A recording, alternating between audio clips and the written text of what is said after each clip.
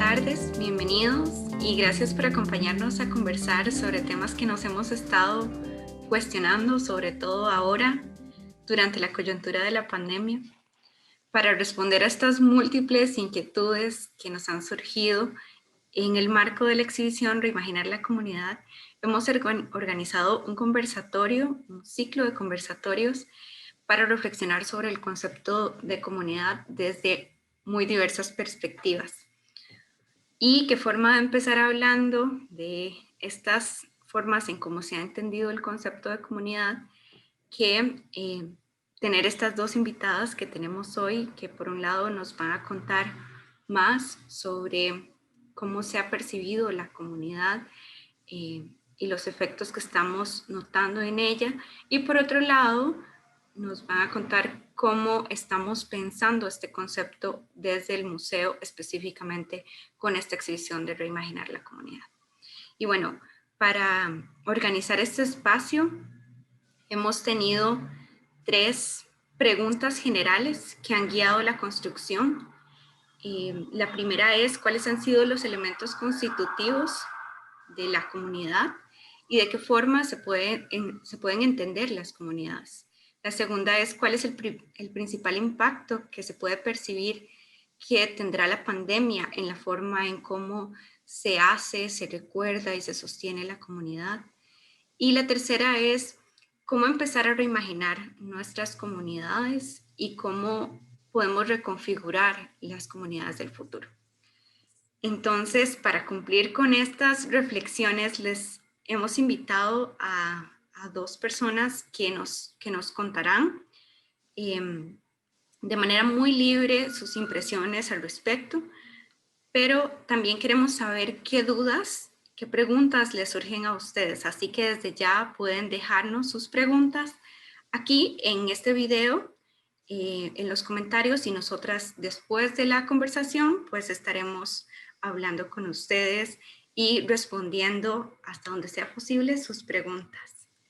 Y bueno, sin más preámbulo, quiero darle las gracias a nuestras 2 invitadas de esta noche por su generosidad para compartir y sacar el ratito para acompañarnos hoy. Y bueno, se las voy a presentar. Nos acompaña hoy desde México María Luisa Bacarlet Pérez, quien es licenciada en Sociología por la Universidad Autónoma Metropolitana de Iztapalapa. Estudió la maestría y el doctorado en Filosofía de la Ciencia en la misma universidad. Realizó también estudios de doctorado en la Universidad de Alicante, en España, y estudios postdoctorales en el Instituto de Historia y Filosofía de las Ciencias y las Técnicas de la Universidad de París, primero en Francia. Actualmente es profesora investigadora de la Facultad de Humanidades de la Universidad Autónoma del Estado de México. Ha publicado los libros Friedrich Nietzsche, La vida, el cuerpo y la enfermedad en el 2006, Filosofía y enfermedad, una introducción a la obra de Georges Calkinen en el 2010, Una historia de la normalidad en el 2016, de Luz Borges y las paradojas en el 2017, Breve introducción al pensamiento de Georges Calkinen en el 2018, y es miembro del SNI nivel 2. Muchas gracias, María Luisa, de verdad es un gusto contar con su participación. Muchas gracias. Con gusto. También nos acompaña nuestra curadora, María José Monge Picao, quien es máster en Antropología y bachiller en Historia del Arte por la Universidad de Costa Rica. Y desde el año 2002 se ha vinculado de distintas maneras con el quehacer museístico y con el trabajo curatorial en instituciones como el Museo de Arte y Diseño Contemporáneo, el Museo de Arte Costarricense y los museos del Banco Central, donde trabaja como curadora de artes visuales desde el 2013. Ha ejercido la docencia en la carrera de fotografía de la Universidad Veritas, publica con frecuencia ensayos sobre arte costarricense contemporáneo en revistas y catálogos especializados, y es Premio Nacional de Cultura Aquileo J. Echeverría en ensayo. Muchas gracias, María José, de nuevo por acompañarnos. Ahora sí, sin más preámbulos, entonces cedo el espacio para que nos cuenten sobre sus reflexiones. Bueno, pues yo quisiera adelantar un agradecimiento por la invitación y también por hacer este tipo de eventos para reflexionar cosas actuales que estamos viviendo ahorita y también pensarlas, pues obviamente desde lo social, lo político, pero también en el papel del arte, por ejemplo, que yo creo que por ahí hay una beta muy interesante para reflexionar y creo que son aportaciones interesantes como el libro que está en su portal de los museos del Banco Central de Costa Rica, me parecieron libros muy interesantes que pues, están reflexionando esta cuestión de la comunidad también desde el arte. Y bueno, yo quisiera comenzar, y me imagino que esto más bien tendrá la forma de un diálogo, ¿no? de un ir y venir en las ideas. Y efectivamente una de las primeras cosas que se nos planteó es, pues, ¿qué es la comunidad, no? ¿Cuáles serían los elementos constitutivos de la comunidad? Yo creo que hay un tema interesantísimo porque la comunidad o la idea de comunidad forma parte de nuestro imaginario comunidad, como humanidad, perdón, desde el principio, pues desde el principio de la civilización, ¿no? Si yo pienso, por ejemplo, si voy a la filosofía griega, por pensar un poco en el paradigma occidental, si pienso un poco en la filosofía griega, ya Aristóteles pensaba que el ser humano es un ser político. Esto significaba también que es un ser social que, digamos, por naturaleza vive con otros, vive en comunidad, ¿no? Y antes de Aristóteles también Platón en la República pues definía, quizá con menos contundencia, pero también definía al ser humano como un ser político, como un ser cuya esencia estaba, por ejemplo, en la razón y en el diálogo, y el diálogo siempre necesita de alguien más. Entonces, en el imaginario humano la comunidad siempre es vista de una manera buena o benevolente, ¿no? La idea de hacer comunidad, de apoyar a la comunidad. La comunidad es lo bueno y todo aquello que ataca a la comunidad se vería como nocivo. Por ejemplo, Sigmund Bauman, en un libro que se llama así, Comunidad, empieza precisamente con esta idea, ¿no? La comunidad es de inicio y desde el punto de vista del imaginario algo bueno en tanto nos da un lugar de acogida, un lugar de reconocimiento, un lugar de apoyo, un lugar de solidaridad, un estar en común, ¿no? Entonces, yo subrayo esta parte del imaginario de la comunidad porque ciertamente también desde el punto de vista político y social, hacer comunidad sin duda tiene sus rasgos buenos en este imaginario, ¿no? Por todo eso que nos da, pero por otro lado también la comunidad representa estar junto a otros que son diferentes a nosotros, también la posibilidad del conflicto, también la posibilidad de no ponernos de acuerdo, etcétera. Entonces, yo quisiera subrayar finalmente este carácter ambivalente de la comunidad, que no nos llevaría a decir de manera simple, no es mi objetivo, que tiene una parte buena y una parte mala, no, sino más bien que en realidad las comunidades humanas son complejas y que también tendríamos que estar listos a pensar que más allá de un concepto así esencialista de comunidad, las comunidades mutan con nosotros, ¿no? Mutan con la historia, etc. Entonces, bueno, para no tomar mucho tiempo en esta primera pregunta o en esta primera cuestión, yo qué subrayaría, así como los elementos constitutivos de la comunidad, de estar en comunidad. Pues en primer lugar, la idea de tener algo en común, como la palabra lo dice, ¿no? Comunidad significa un grupo humano, y ahí yo abriría un paréntesis, pues también se sabe que hay, por ejemplo, entre primates, chimpancés, gorilas, bonobos, también hay una dinámica de comunidad, ¿no? No solamente nosotros. Pero bueno, la comunidad nos remite a un grupo, a un colectivo. Bataille diría que una pareja ya es una comunidad mínima, ¿no? Entonces, bueno, al menos a dos personas, a un grupo de personas que tienen algo en común, que asumen que tienen algo en común, que actualmente y por las condiciones que estamos viviendo, yo no diría que ocupamos un mismo lugar, eso es uno de los cambios que ha habido ahora. Las comunidades nuevas, con todas sus cosas buenas y malas,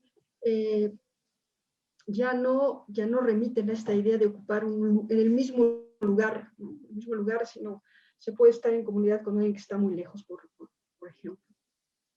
Y también subrayaría que la comunidad, entre otras cosas, está vinculada con la idea de interacción, ¿no? Interacción entre esos que forman parte de la comunidad, vinculación, acción coordinada, conjunta. Si se dan cuenta, estoy remitiendo yo a cuestiones y a elementos como que de alguna manera afuran del aislamiento, ¿no? Del mero individualismo. Entonces, bueno, la comunidad también implica estos valores, estas ideas, si se quiere, ¿no? La idea de coordinarse, compartir cosas, compartir responsabilidades, ventajas, etcétera. Y también me parece que otro elemento muy problemático que frecuentemente se liga a la idea de comunidad es también el concepto de identidad, ¿no? Es decir, frecuentemente pensamos que, y tiene sus razones, ¿no? Para pertenecer a una comunidad o pertenecer a una cierta comunidad implica compartir una cierta identidad. Por lo tanto, un cierto círculo de cosas otra vez en común. Y bueno, eso obviamente también da un sentido de pertenencia, de empatía con con los que compartimos esas cosas. Esto, digamos, para mí serían como que los rasgos generales que no dejan de ser problemáticos y que también no son exhaustivos, pero yo apuntaría a esos elementos, un poco refiriéndome a la primera cuestión. No sé si doy paso a que participe Tal vez yo tengo una pregunta que me surge justamente en medio de tus reflexiones. ¿Sentís que esta referencia que se aleja cada vez más del territorio, del espacio geográfico como elemento común, se particulariza todavía más en nuestro momento histórico? Es decir, que nos podamos ver a través de pantallas, o que ya esto tiene camino andado desde antes. Sí, yo estaría muy de acuerdo. Es decir, si nos damos cuenta en las redes, en los periódicos, en las revistas, esto es un tema muy en boga, ¿no? Este miedo a que con la pandemia las comunidades entren en crisis, la sociedad entre en una especie de anomia, en un individualismo extremo, en un aislamiento, pero yo estaré de acuerdo con lo que plantea. Es decir, que esto no es estrictamente nuevo, no es producto de la pandemia, no lo inventó la pandemia, sino simplemente se radicaliza, se vuelve más contundente con la pandemia, pero es una dinámica que ya se estaba dando, que ahora es evidentemente más fuerte, es más radical, como decía yo, pero ya estaba en nuestras vidas esta dinámica de alguna manera. Sí.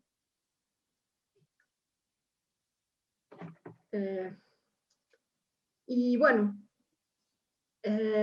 si uno busca, uno se refiere un poco a las definiciones en los mismos diccionarios que hay de comunidad, veríamos que se destacan estos rasgos, ¿no? La idea de que la comunidad es un grupo de personas con intereses comunes, que las comunidades son un grupo de personas con características comunes, que viven juntas o que comparten un cierto espacio, ¿no? Que ya veíamos hace un momento que esto es una de las cosas que no cambió a partir de la pandemia, evidentemente, ¿no? Viene desde antes, con las comunidades virtuales, por ejemplo, o también se habla de comunidades nacionales porque se comparte una historia o se comparten ciertos intereses sociales, económicos o políticos, etc. Es decir, lo que quiero subrayar es que detrás de todas estas definiciones de comunidad hay una idea de que se tiene algo en común que une y que identifica. Pero decía yo hace un momento que esto también es problemático, ¿no? Porque si pensamos, como dice Bauman, que la comunidad de inicio para todos tiene un sentido positivo, ¿no? Hablar de comunidades, hablar de pertenencia, de que se tiene un lugar en común, de que se tiene un lugar de reconocimiento, etc. También es cierto que a lo largo de la historia de la humanidad, y si pensamos tan solo en el siglo XX y también lo que está pasando ahora, es que una excesiva valoración de la comunidad como un lugar cerrado que proporciona identidades fijas, que permite una cierta exclusividad en la pertenencia, etcétera, también ha traído consecuencias catastróficas. Es decir, lo que quiero decir es que la comunidad es como una especie de rostro lejano que tiene una cara evidentemente benéfica y deseable para la humanidad, para nosotros, pero también, por otro lado, puede engendrar prácticas y formas de exclusión que bueno, la historia ha sido testigo de eso.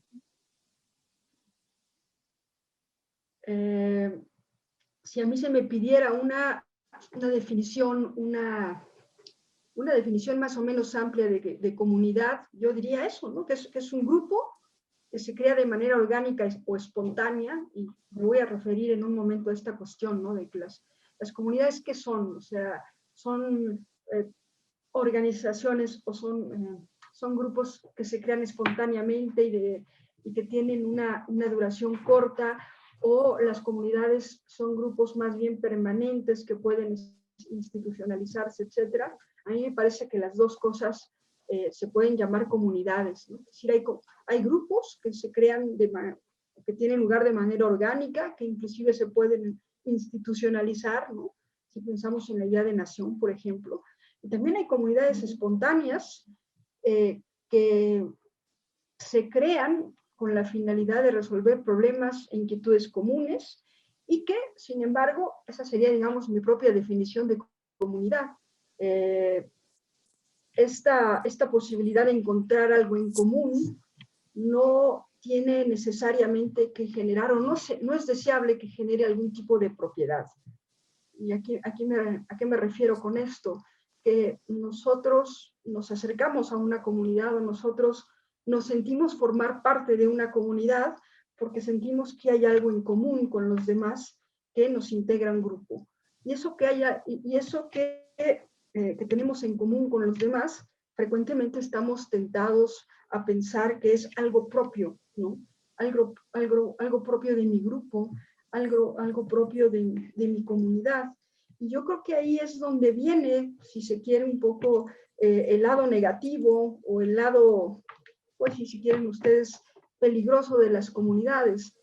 Es decir, pensar que una comunidad significa poseer ciertos rasgos en común con los demás que se pueden reclamar como propiedad, como propios, ¿no?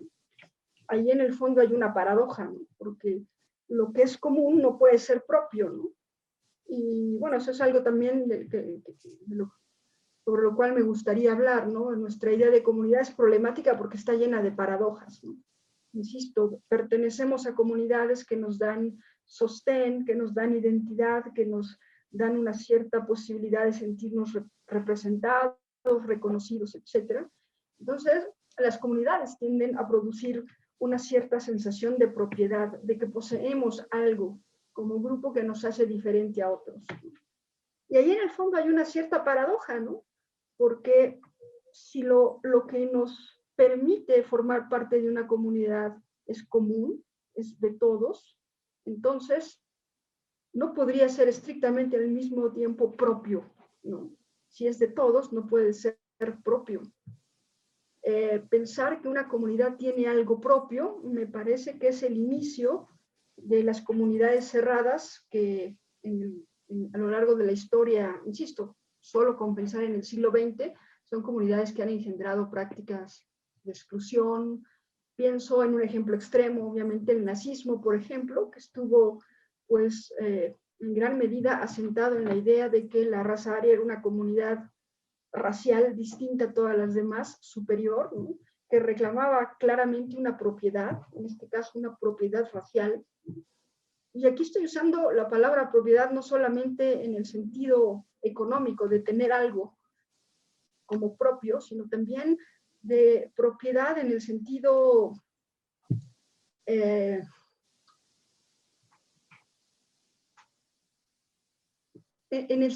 de que ese valor o que eso que asumimos que es propio no lo tiene nadie más, y que por lo tanto sería una característica única de nosotros como comunidad.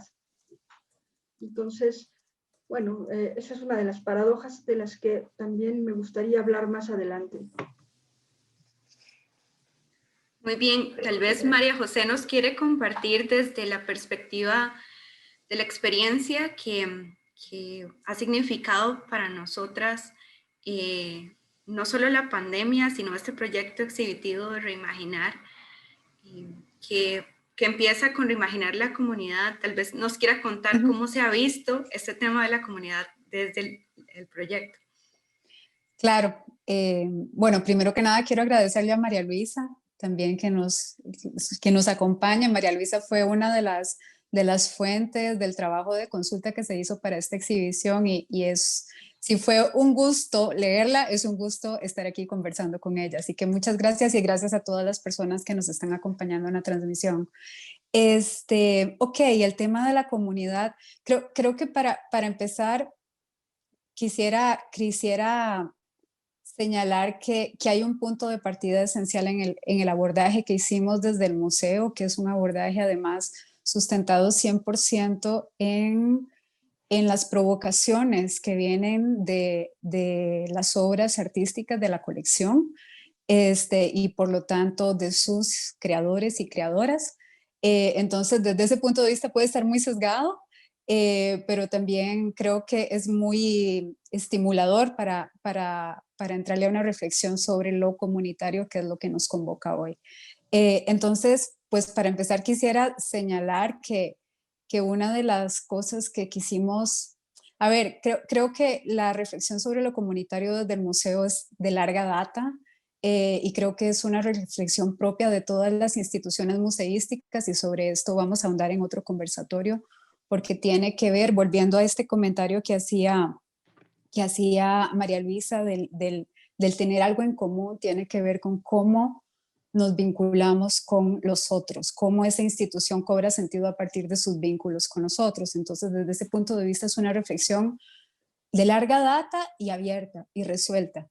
Del mismo modo que creo que la comunidad como concepto es una categoría abierta, es de alguna manera una aspiración que siempre está en proceso de construcción y que pone sobre la mesa, creo que una de las cosas más interesantes de nosotros como seres humanos, y es esa dimensión gregaria, esa necesidad de ser parte de sabernos parte de reconocernos en otros. Eh, y esto, bueno, debo hacer la aclaración desde una perspectiva sumamente occidental, estoy hablando, no estoy pensando en las sociedades de base comunitaria, que creo que eso ameritaría otra discusión en la que yo me quedaría muy corta, de hecho, pero desde esta visión occidental, esa necesidad de saberse parte de reconocerse en, y por otra parte, esa digamos, sobredimensión cada vez mayor que tiene el sujeto, ¿verdad? Que es una construcción también moderna y cómo esa idea del sujeto es cada vez más potente en las sociedades en las que nos encontramos. Entonces, creo que hay ahí como un proyecto siempre abierto que por una parte nos habla de algo que siempre está irresuelto, pero también plantea algo muy rico y es la ventana de oportunidad, algo que está en permanente construcción y eso nos compromete de alguna manera, porque si somos parte de eso, somos agentes constituyentes de esa construcción, o podemos serlo. Evidentemente hay un tema de decisión también ahí.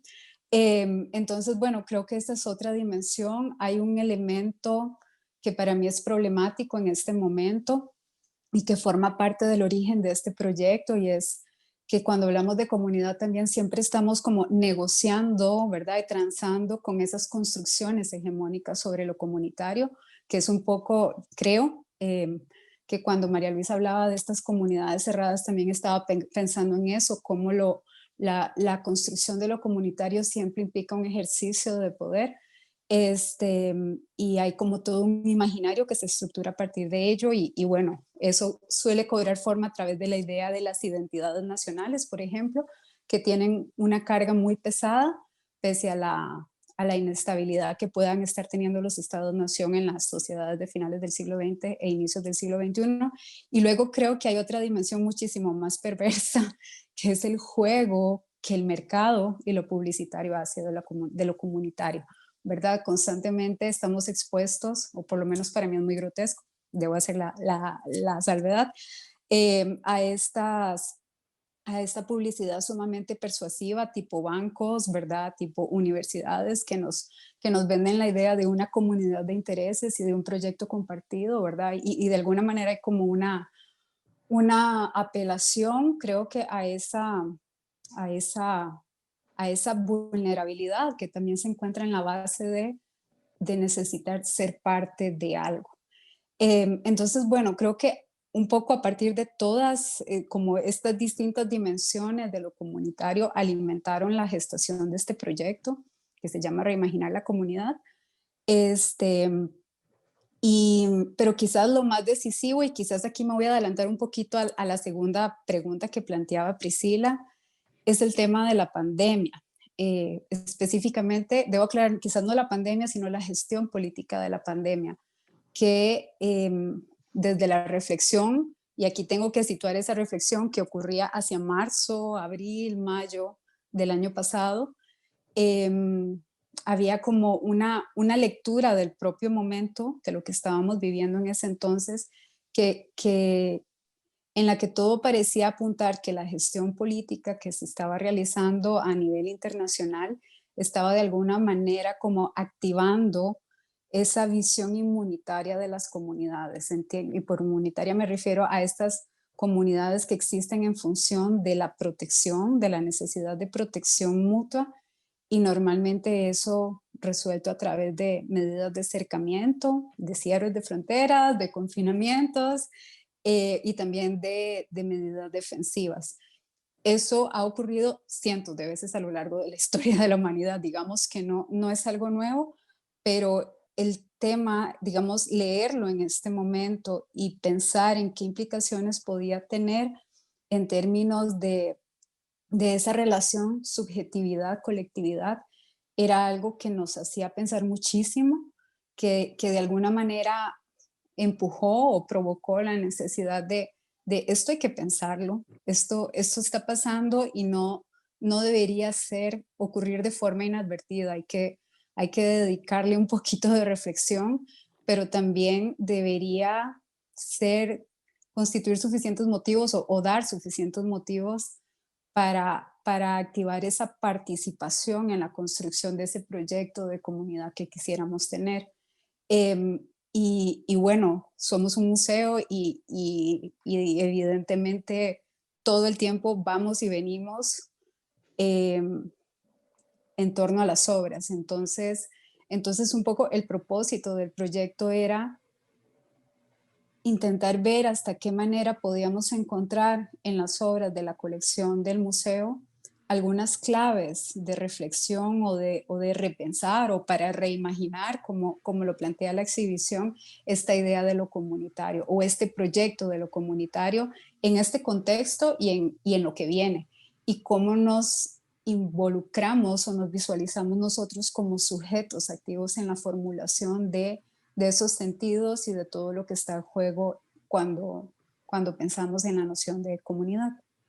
Voy a aprovechar este espacio donde estamos hablando de la exhibición porque sabemos que muchas personas por las condiciones que nos está tocando vivir no han visitado la exhibición, o en el caso de María Luisa, que pues por la evidente lejanía es un tema. Vamos a compartirles algunas fotos para que conozcan pues por lo menos así de lejitos, ¿verdad? La exhibición y un poco el proceso también.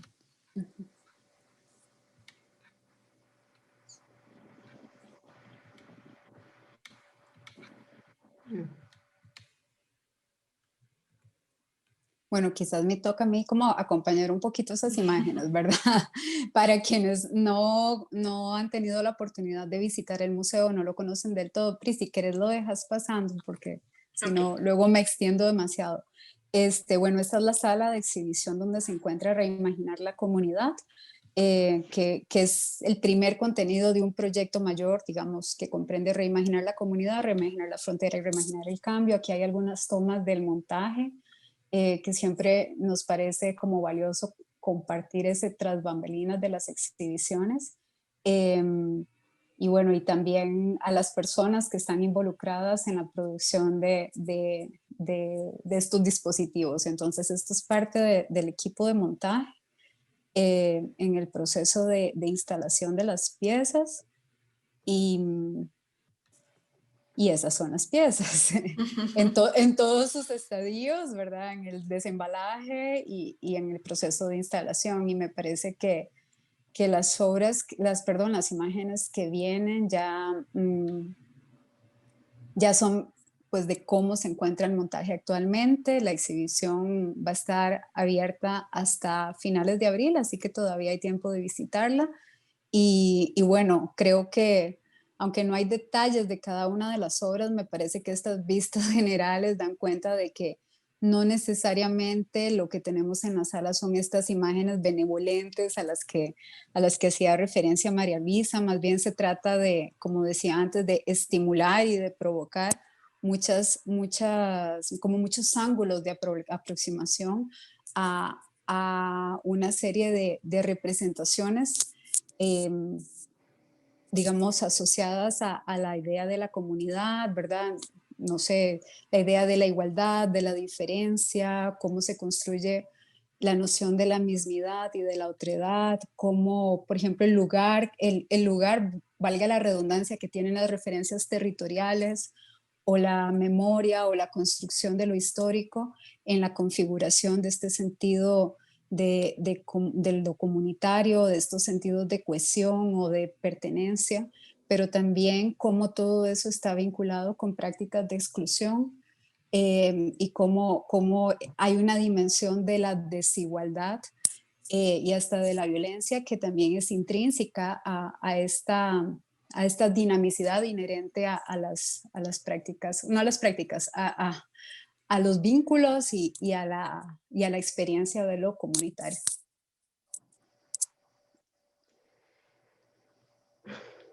Sí. Hace un momento me mencionaba me pareció muy interesante, ¿no? Con la comunidad, que es una categoría abierta. Eso es cierto, y ahorita estamos, me parece que viviendo un momento sumamente, pues, importante, precisamente para repensar qué significa la comunidad, ¿no? Yo creo que eso es uno de los valores importantes de la exposición que han montado ustedes y de estos conversatorios, porque estamos en el momento justo de repensar qué significa estar juntos, qué significa estar en comunidad.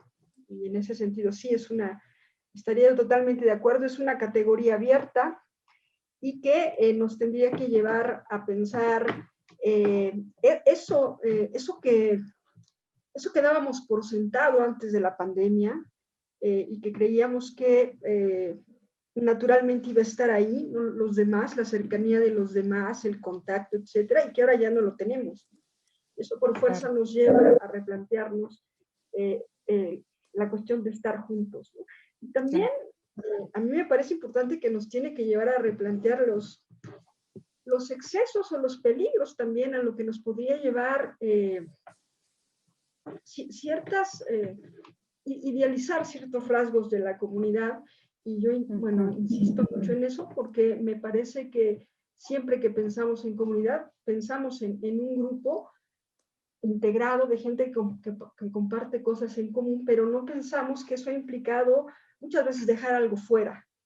Claro, claro. En un momento, María José hablaba de inmunidad, ¿no? Y sí, estamos en un momento de peligro donde la lógica inmunitaria pues puede ser muy nociva en estas nuevas formas en cómo se están reconfigurando las comunidades humanas, ¿no? Claro. Claro, perdón, apuntando a eso que estás diciendo, María Luisa, que lo vimos de alguna manera en el momento en que todo esto inició, afloraron las reacciones xenofóbicas en todos lados, de una manera súper triste, y todavía hoy, digo, ahora que hay una vacuna en juego, también hemos visto reacciones deplorables, ¿verdad? De priorización de lo que se asume como lo propio por sobre los otros. Entonces, yo creo que hoy más que nunca es algo en lo que tenemos que pensar. no solo por esto que está ocurriendo a nivel macro, sino por lo más micro, que es algo a lo que yo no le dejo de prestar atención, y es el tema de lo físico, de la corporeidad, ¿verdad? Este distanciamiento, este confinamiento, aunque coincido con vos cuando señalabas de que no, el nexo de lo comunitario no solo se juega en lo territorial y que existen otras formas de construir o de configurar comunidades. Lo cierto también es que somos sujetos de carne y hueso, somos cuerpo. Y esta, y esta descorporización o esta teleexistencia también se las trae, no solo en términos de desigualdad, que ya hemos visto que todas las brechas han sido sumamente visibles. Imagino que en México ha pasado, pero bueno, ha pasado en el mundo, por ejemplo, en términos de educación, eh, las consecuencias que ha tenido esta situación, pero también pasa por cómo se construye el vínculo sin un cuerpo que lo medie, digamos. Es algo que a mí me parece también que es un elemento al que hay que prestarle atención. Yo estaría totalmente de acuerdo. Yo no siquiera hablaría de una característica totalmente humana. Somos mamíferos y hay una necesidad de cercanía, del tocar, del contacto que nos define, y es una de las cosas que hemos tenido que sacrificar con la pandemia. Y eso ha estado muy ligado también a los altos niveles de depresión que hay en la gente, ¿no? Con este aislamiento, sin los contactos cara a cara, sin la presencia corporal del otro. Sin duda eso es otro factor de salud que está impactando, ¿no? O de pérdida de salud que está impactando con la pandemia. Y obviamente esa falta de cercanía y de la presencia del cuerpo del otro ha contribuido sin duda a la liquidez de las relaciones. Si ya eran superfluas y veloces y rápidas, ahora lo son mucho más, ¿no? Porque están abocadas o mediadas en gran medida por la virtualidad. Y digamos, la idea general es que todos esperamos que sea con la vacuna o sea con alguna forma de inmunidad, volvamos a tener contacto con los demás. Mientras tanto, yo creo que también a mí al menos sí me llama la atención hacerme una pregunta. Mientras esto está pasando, mientras estamos en un estado de aislamiento, sin poder reunirnos físicamente con las personas que queremos, etcétera, ¿qué estrategias, qué formas, por ejemplo, de solidaridad, de comunicación, de apoyo se están implementando? Evidentemente todos mis alumnos lo dicen, ¿no? Extrañamos el salón de clases, extrañamos el contacto, extrañamos que el grupo, sí, nos hace falta eso, y sin embargo, en este momento que no podemos hacerlo, a mí lo que me llama mucho la atención es qué estrategias está implementando la gente para propiciar otras formas, no sé si son totalmente nuevas, obviamente, pero otras formas de solidaridad, de apoyo, otras formas de comunidad, y me atrevería a decir yo, fuera de las restricciones y las condiciones que ponen el Estado y las instituciones, ¿no? Que habría una vida política, habría una vida social y de comunidad, que por cuestiones de la pandemia no puede darse en términos físicos, corporales, de cercanía, pero que además no se restringe o no se conforma con lo que desde el Estado y las instituciones se nos dice que debe de ser, ¿no? ¿Por qué digo esto? Yo pensaría ahorita en una situación que está pasando en México bastante grave, y yo creo que en otros países también, ¿no? Por ejemplo, la gente enferma en México en este momento es mucha. Hay muchísima gente que necesita oxígeno y no hay oxígeno por ningún lado, ¿no? No hay tanques de oxígeno por ningún lado. La gente va a las plantas que producen oxígeno, y les dicen, en 20 días o en un mes habrá oxígeno. Es una cosa muy, muy grave. Si hay gente que se está muriendo porque no hay oxígeno.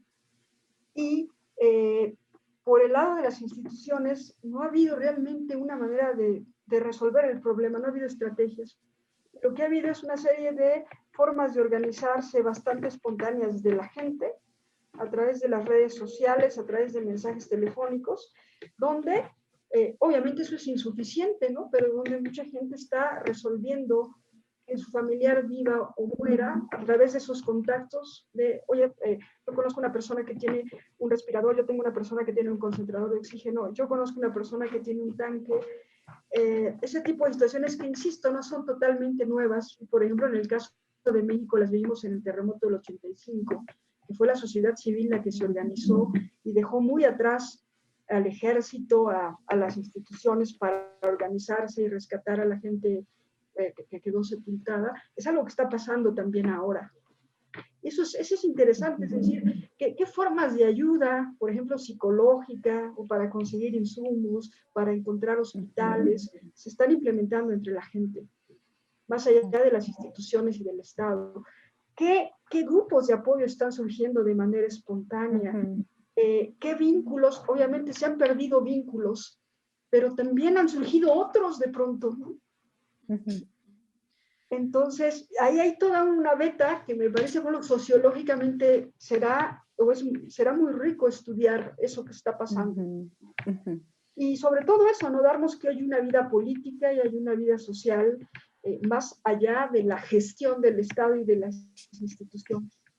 A mí, este tema me parece muy interesante porque es una perspectiva del concepto de comunidad que no se analiza con tanta frecuencia, y es cómo se instrumentaliza también la noción de comunidad, sobre todo en el momento que estamos viviendo, ¿verdad? Donde hay un llamado a volver a lo local, a volver a conectarse con lo que pasa cerca, cómo de alguna manera esto traslada la responsabilidad también que estamos esperando de gestión hacia, pues, la acción civil organizada. Entonces, es como una forma interesante también de darle la vuelta, no solo qué estamos haciendo, sino cómo esto se está saturando de una carga todavía más pesada de la que ya tiene, ¿verdad? De lo difícil que es por sí mismo sostener a las comunidades. Y bueno, creo que estamos en el terreno de nuestra tercera pregunta, nuestro tercer grupito de preguntas, y eso es precisamente pensar cómo reimaginamos, cómo repensamos nuestras comunidades de hoy, pero también cómo pensamos nuestra acción como agentes de unas comunidades del futuro distintas. Y esto es como dar pistas también para la reflexión, porque estoy segura, por lo que hemos estado viendo, que muchas personas también están buscando un norte, ¿verdad? Algo que les dé pistas. Y creo que no hay una solución, probablemente todavía no tengamos una receta para seguir, pero creo que podemos tener precisamente ciertas pistas, ciertos elementos que puedan orientar esa acción. No sé cómo lo ven ustedes. Sí, yo quisiera vincular el comentario, o es esto que estás diciendo, Pri, con lo último que apuntó María Luisa. Es cierto, creo que una de las cosas, no sé si cosas, de lo sorprendente de toda esta situación han sido las reacciones de las personas, efectivamente. Creo que esto ha sido como una cajita de Pandora donde lo peor y lo mejor de nosotros ha salido a flote. Y esas formas de articulación solidaria creo que se han dado en todos los sitios, justamente poniendo en la mira, me parece a mí, esto que decía al inicio de esta inevitable necesidad que tenemos los humanos de vincularnos, de sabernos parte de algo, de contar con la seguridad de alguna manera que brinda ese saberse parte de algo mayor. Y a mí me parece que este momento, digamos, este momento en el que nos encontramos, justamente amerita como asumir ese protagonismo en términos de no solo de reflexión, sino de acción.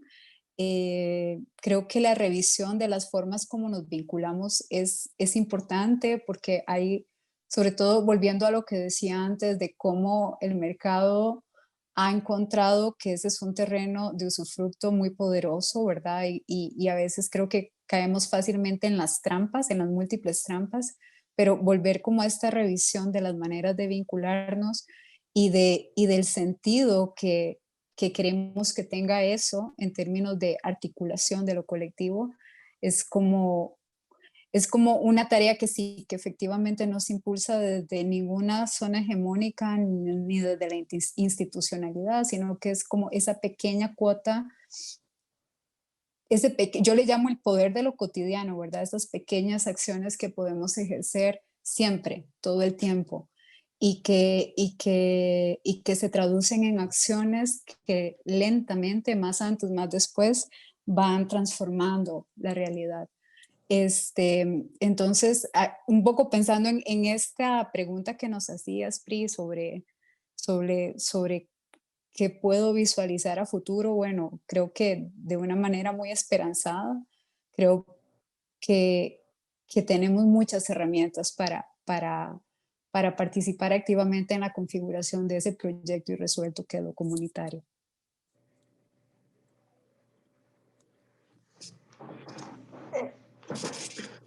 Yo sí quisiera aclarar una cosa. Eh, Efectivamente nos estamos enfrentando a nuevas formas que adoptarán nuestras relaciones con los demás y las propias comunidades.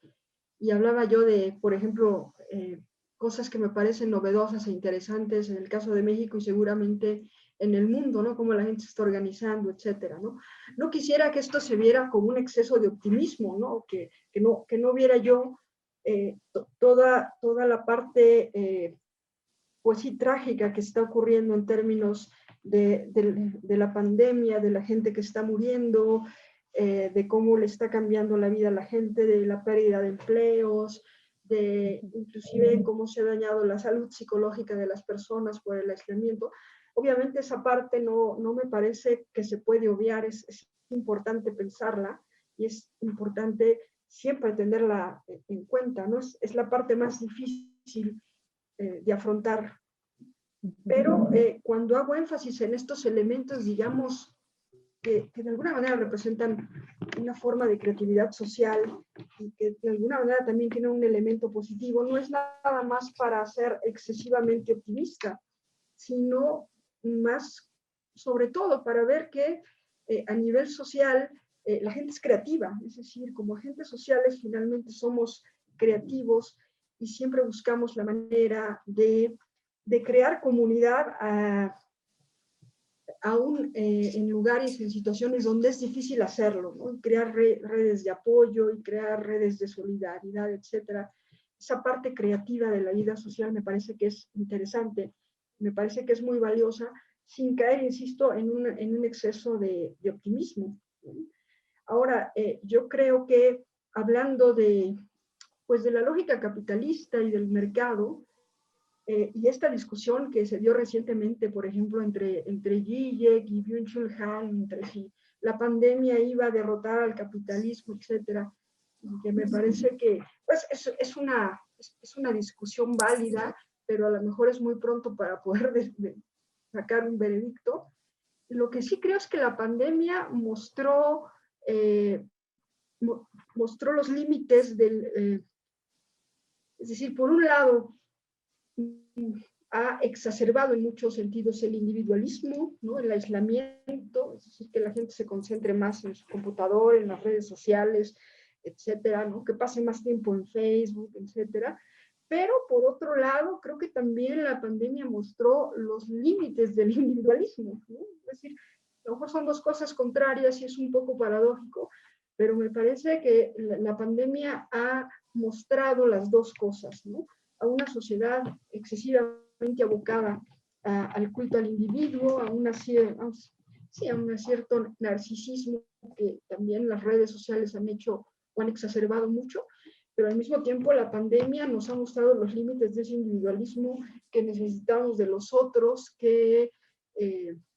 y también la propia experiencia de extrañar a los que no vemos, de extrañar ese contacto, también es una forma de darnos, sí, de darnos cuenta que el individualismo extremo, es decir, esta idea moderna de un individuo autosuficiente que no necesita de nadie, que puede gestionar sin los otros sus propias necesidades, pues es también bastante utópica. Y eso, si como personas que habitamos el mundo moderno, estamos cruzados por una paradoja moderna bastante compleja, que es pues la paradoja entre libertad y seguridad, ¿no? El esquema moderno occidental de ciudadano prometió fundamentalmente libertad, ¿no? Pero una de las paradojas de la libertad o del esquema liberal es que eso tiene un costo en términos de seguridad. Y la pandemia nos volvió a mostrar esa parte, ¿no? Es decir, que podemos creer que somos, insisto, autosuficientes, que somos completos en sí mismos, que no necesitamos de los demás. La pandemia nos mostró que no es así y que no se puede ser absolutamente libre en el sentido de un individualismo extremo, sino que siempre tendremos que siempre necesitaremos del otro de alguna manera, siempre tendremos necesidad de sentir una cierta seguridad de contar con los demás. Y eso es otra de las cosas, digamos, que la pandemia nos recordó. Y hablando de las nuevas formas de comunidad, de las nuevas formas de organización social que puedan desprenderse de la pandemia, yo creo que las que surgirán de esta mediación, de esta problematización que de hecho nos constituye como sujetos modernos, que es la tensión entre libertad y seguridad. Porque finalmente la idea de libertad moderna pues es una idea bastante individualista, finalmente.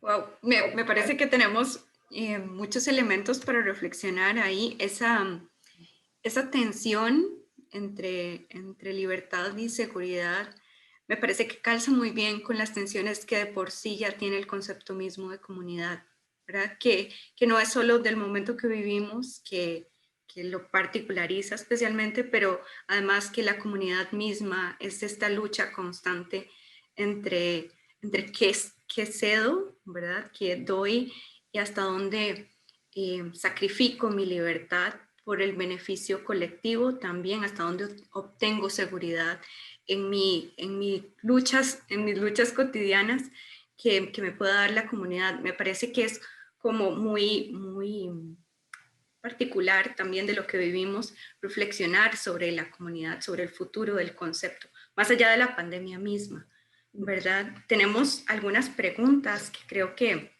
sería interesante reflexionar, se las voy a leer. Nos pregunta Zamorán Fitoria, nos dice, también habría que tomar en cuenta el ejercicio del poder en esa virtualidad, como dice María José, sobre el cuerpo. Tal vez sea el último eslabón de ese control que comenzó con las posiciones satélites de esos mismos cuerpos y sus dinámicas.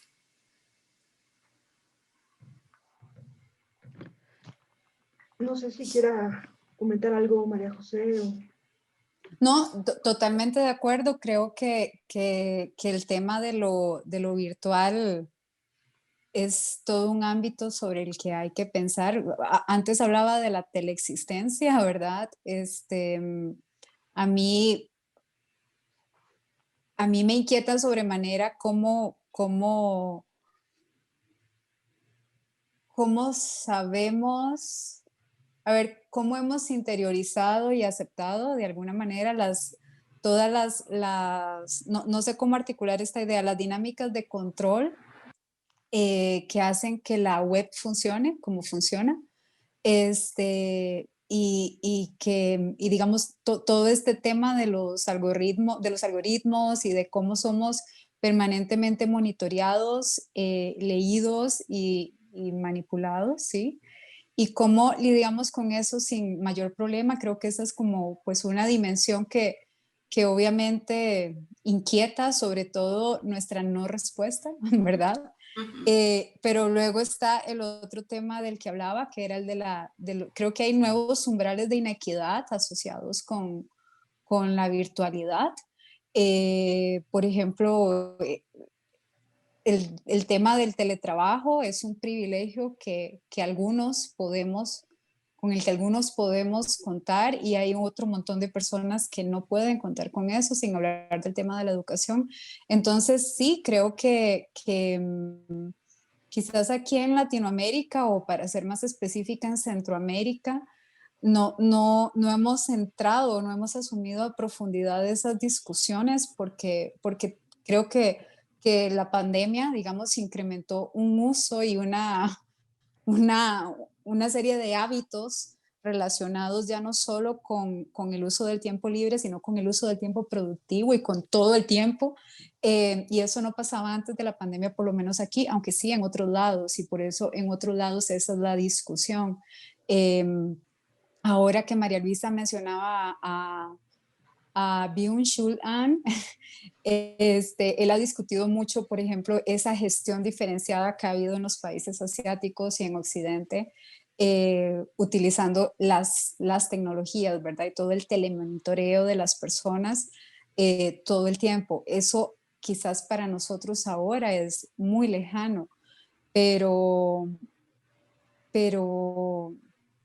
y tiene que ver con las desigualdades históricas del supuesto primer mundo, tercer mundo, países en condición de desarrollo, como lo queramos llamar, tema que en algún momento tendremos que tomar más en serio, y tendremos que abordar esa discusión porque sin duda alguna lo que en algún momento nos parecían como estos escenarios utópicos o distópicos donde las tecnologías tenían una presencia soberana, son, ya no está en el terreno de la ficción, está en el terreno de lo que estamos viviendo. Entonces, sí, totalmente de acuerdo con Zamorano.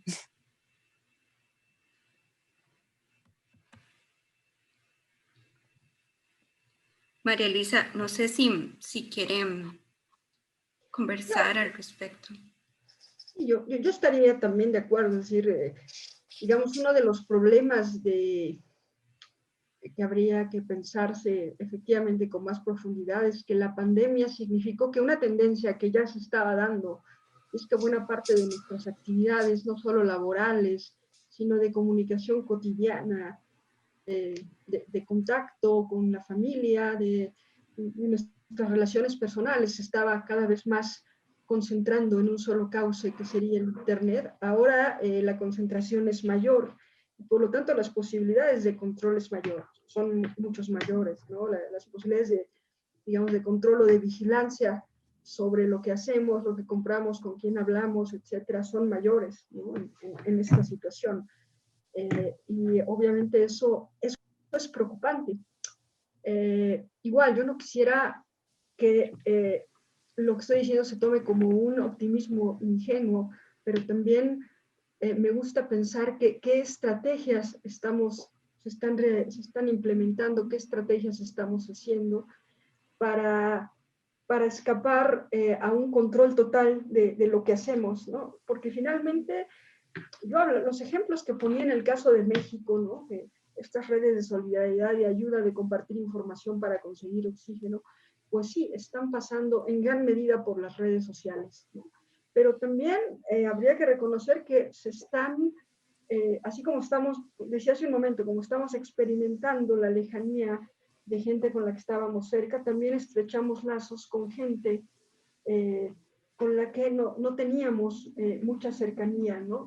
Y esa cercanía, pues a veces nos tocó quedarnos cerca o vivir en un cierto lugar o habitar en un cierto espacio donde tenemos que convivir ahora con personas o con vecinos a los que antes ni les veíamos la cara. Y ahí también se están generando, digamos, nuevas relaciones y también otras, no diría, no sé si nuevas, pero otras redes de ayuda y de solidaridad. Entonces, a mí me gusta pensar que aunque el Estado y las instituciones, el propio mercado, el Internet finalmente como un cauce de control de lo que hacemos en la red, no agota lo que podemos hacer, ¿no? Y esa parte es, pues me parece que es algo de lo que tenemos que aprender mucho en esta pandemia. Es decir, insisto, tenemos que ver finalmente qué nuevas formas de consumo y de producción están apareciendo con la pandemia, ¿no? Hay gente que decidió, por ejemplo, montar su pequeño huerto para no salir mucho a comprar insumos, ¿no? Como decía yo, qué nuevas formas de solidaridad se están generando, qué nuevas comunidades, qué igual, qué nuevas cercanías hemos cultivado y qué nuevas lejanías han aparecido. También darnos cuenta que la pandemia nos ha enseñado que no hay una forma normal de comunidad, ¿no? Un poco para hablar de la idea de la nostalgia de la comunidad, ¿no? Que pareciera que la comunidad dorada estuvo siempre antes y lo que hay ahora es una cuestión monstruosa, ¿no? No habría una comunidad normal, sino más bien las comunidades se adaptan como nosotros también, ¿no? Y bueno, sí, la cuestión del control y del poder es algo que siempre nos debe de tener alerta, pero ese alerta también nos tiene que volver creativos frente a ellas. Eso creo. También tenemos otro comentario que surge, nos pregunta Blanche Re. Nos dice, ¿pensar la comunidad en este momento nos acerca o nos aleja de la zona de experiencia que se genera en este ámbito? Y felicita a las ponentes y dice, doctora Mara, siempre brillantes sus reflexiones.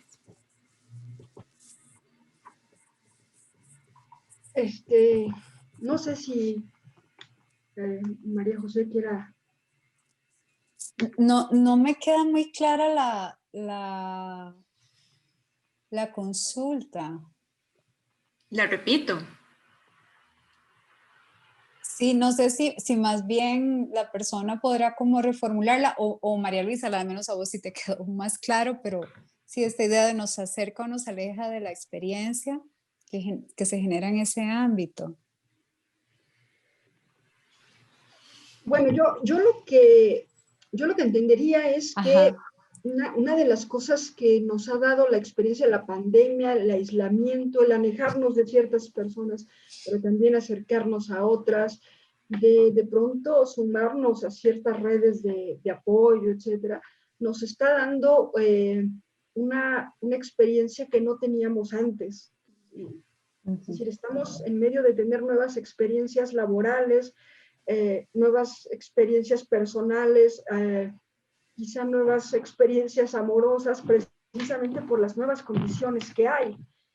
Y yo pensaría aquí que María José seguramente sabrá más de este tema, ¿no? La cuestión de la pobreza de la experiencia de la que hablaba Benjamin, ¿no? En relación al arte.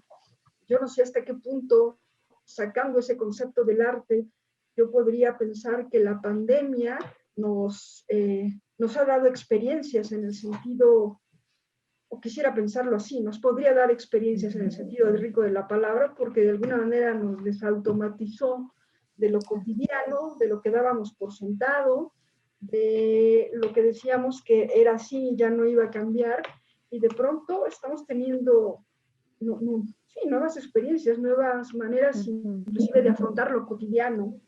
Y ahí también creo que si somos un poco agudos, hay mucho que aprender. Claro.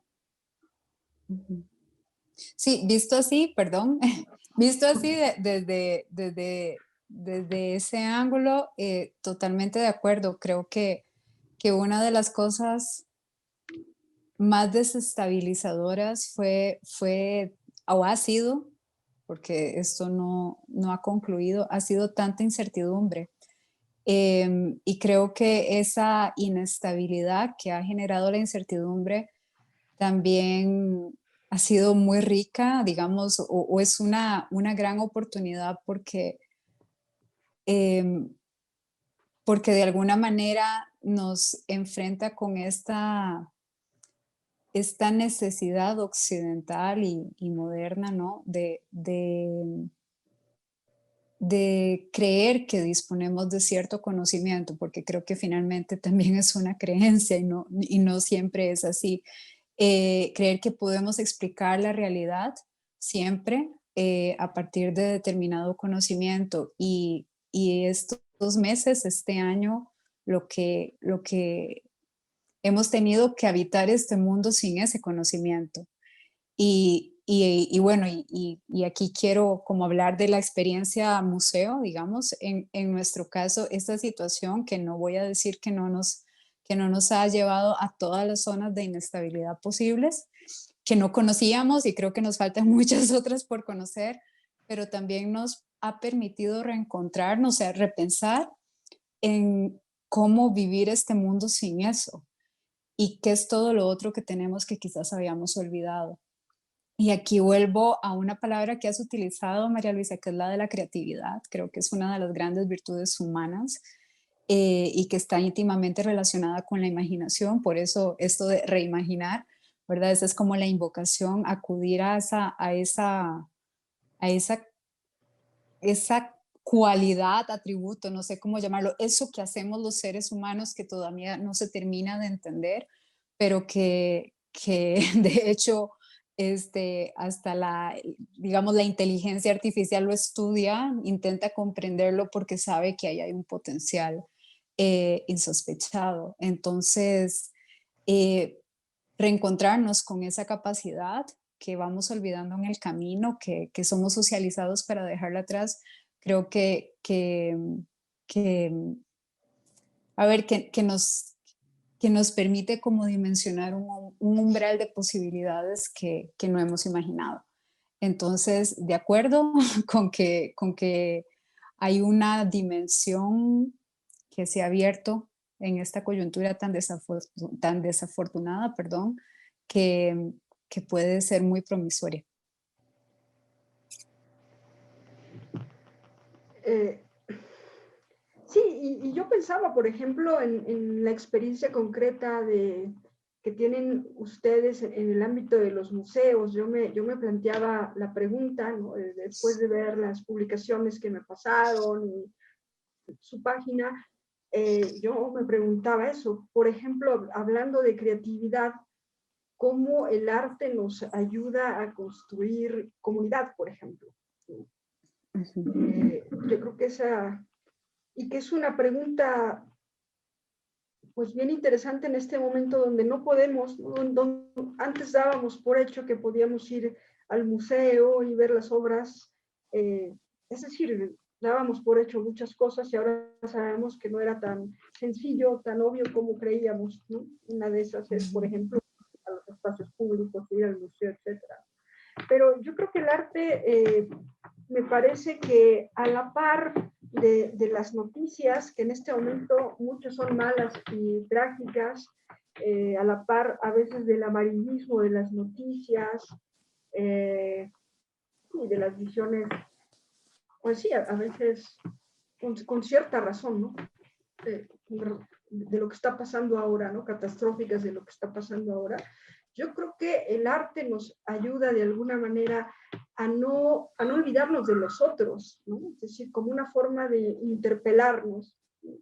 El arte nos diría que hay otras realidades, otras experiencias, otros conceptos, otros contextos, perdón, otras maneras de habitar el mundo, ¿no?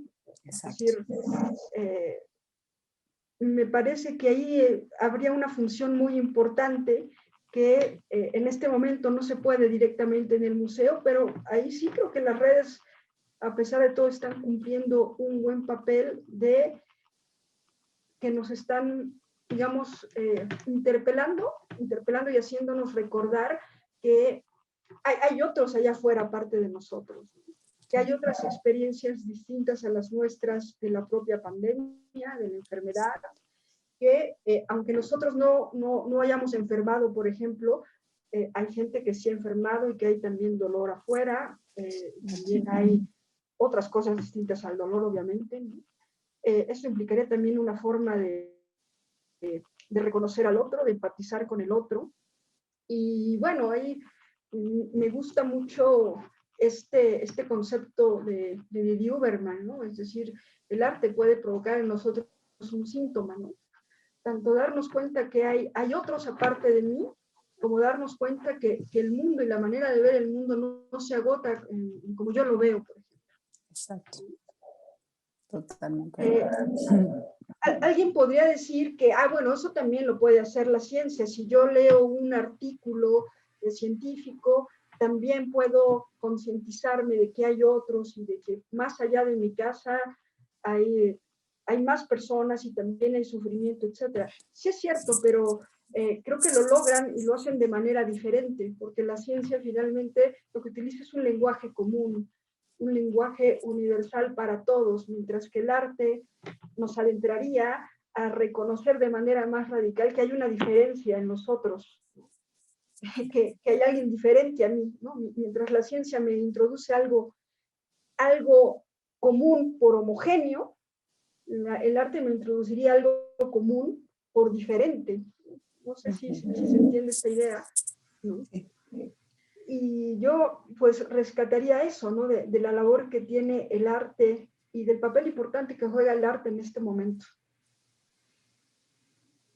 Me parece una reflexión muy bonita porque precisamente, bueno, pasamos por ahí cotidianamente, ¿verdad? Por pensar cuál es el papel de estas obras, cuál es el papel de nosotros como institución en eso, ¿verdad? En todos esos vínculos, en la forma en cómo se construye todo, la cotidianidad, la historia.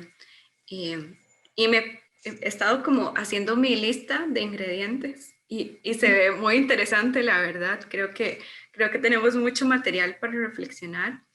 Tenemos una pregunta que acaba de llegar y que creo que sería la última para ir cerrando. Antes de esa pregunta, María José, no sé si quieres agregar algo a lo que acaba de decir. No, yo estoy encantada, de acuerdo con todo.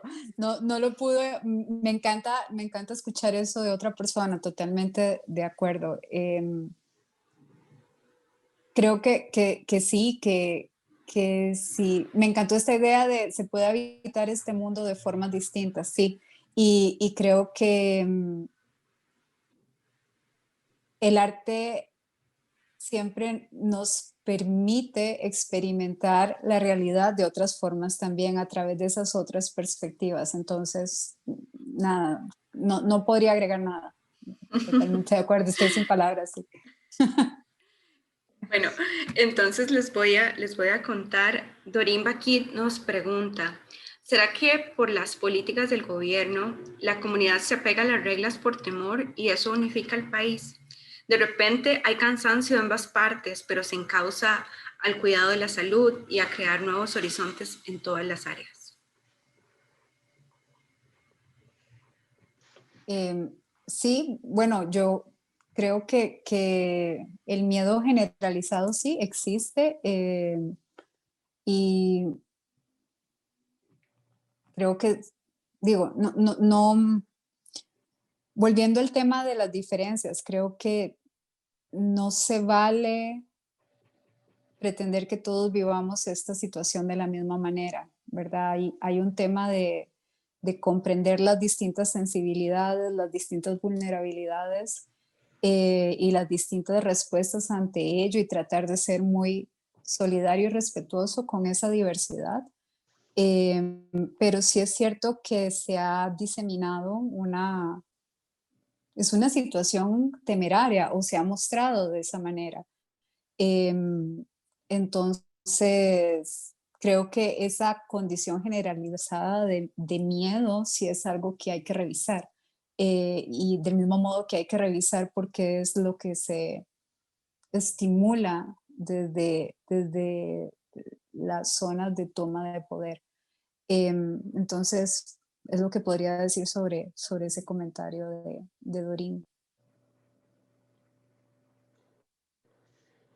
Pues a mí me parece que es un tema igual que está ahorita en el centro de la pandemia, que es pues la gestión del miedo, ¿no? Que se han escrito ya por ahí algunas cosas recientes de algunos filósofos. Pensaría, por ejemplo, Agamben acaba de sacar un texto sobre el miedo. Y sin duda el miedo es pues sí, es un instrumento muy bueno o muy efectivo, ¿no? Muy útil para el ejercicio del poder, ¿no? Si hay miedo, el poder se puede ejercer de manera más descontrolada, ¿no? O sin límites. Y ahí yo creo que es importante algo en lo que han insistido muchos autores, ¿no? La importancia de la información, pero obviamente de la información confiable, de la información que uno pueda, pues sí, tener más certeza, ¿no? Lo cual implicaría tener cuidado con, otra vez hablando de las redes sociales, tener cuidado a qué información se accede, ¿no? No todo lo que llega por las redes sociales es cierto, ni tiene la voluntad efectivamente de informar, ¿no? Entonces, evidentemente la información ahí es importante. Yo también diría que por otro lado, en la parte política, pues contar con sociedades con una buena cultura democrática, es decir, con una perspectiva crítica, ¿no? En el sentido de que sí estamos viviendo una emergencia, hay que cuidarnos, pero tenemos que pensar y ser críticos sobre cuáles son los límites de esa gestión del Estado, por ejemplo. Entonces, y por otro lado, hace un momento hablaba yo del papel del arte, y yo creo que ahí también juega un papel importante, ¿no? Es decir, una situación de emergencia como la que estamos viviendo ahora es grave, es crítica, y eso no significa, sin embargo, que la gente deba reducirse bueno, al ostracismo, a concharse dentro de su casa y entrar en pánico, sino que también es momento de reparar en las nuevas experiencias y también de crear, ¿no? Es decir, es una de las características, creo, bastante constantes de la humanidad, ¿no? Ahora en los peores momentos, los seres humanos han intentado desplegar su creatividad o sus inquietudes por alguna vía. Entonces, ahí también el arte puede ser una manera de enfrentar el miedo.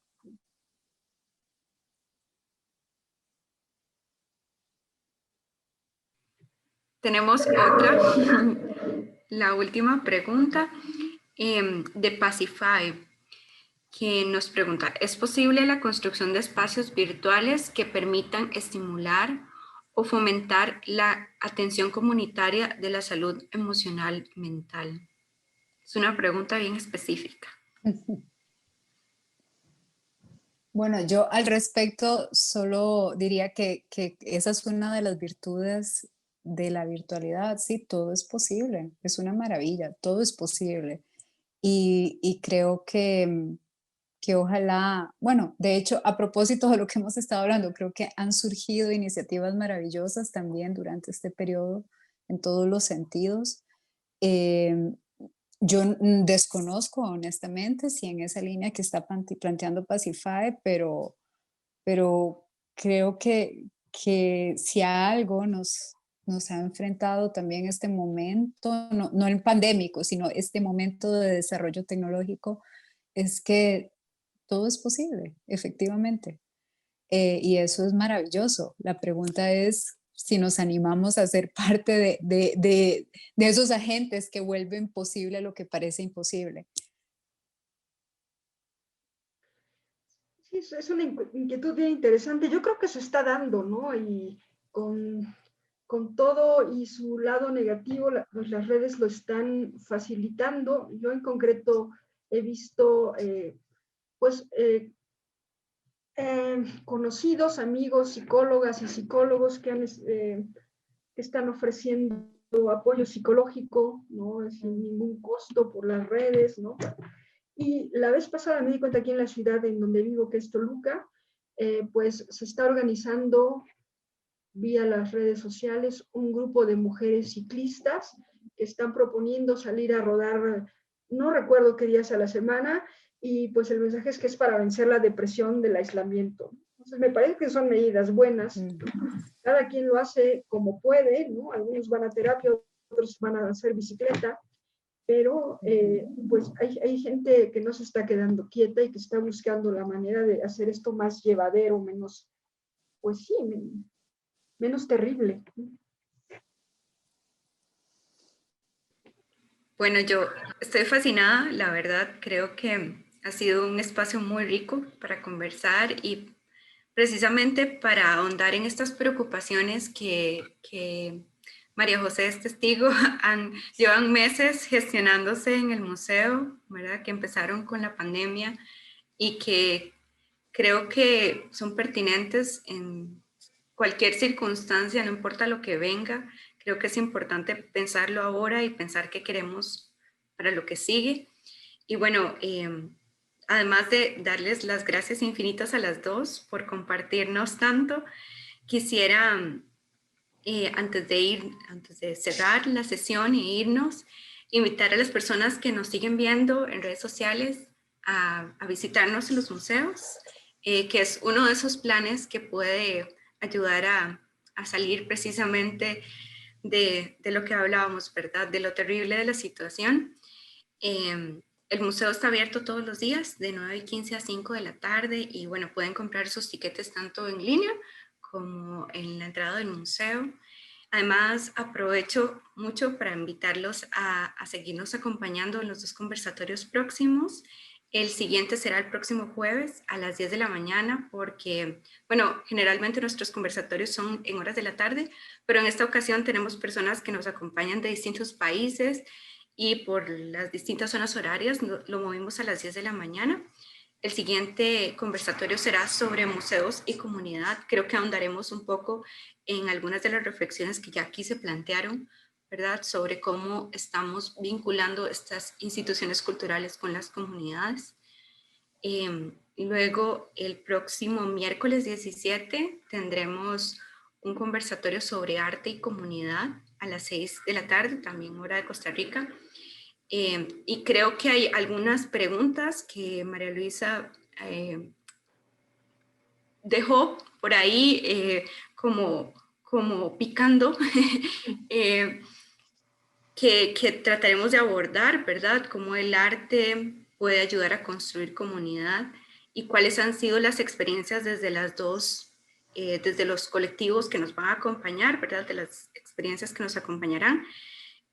Esto será el 17, como les decía. Y bueno, igualmente los invito a seguir atentos a nuestras redes sociales para estar enterados de las exhibiciones que están abriéndose constantemente y las que ya están y las actividades. Y bueno, muchas gracias. Y no sé si ustedes quisieran. No, muchas gracias y un gusto, un placer estar con ustedes y muchas gracias por la invitación. A usted por aceptarla. Muchas gracias. Linda noche, muchas gracias. Muchas gracias. Adiós.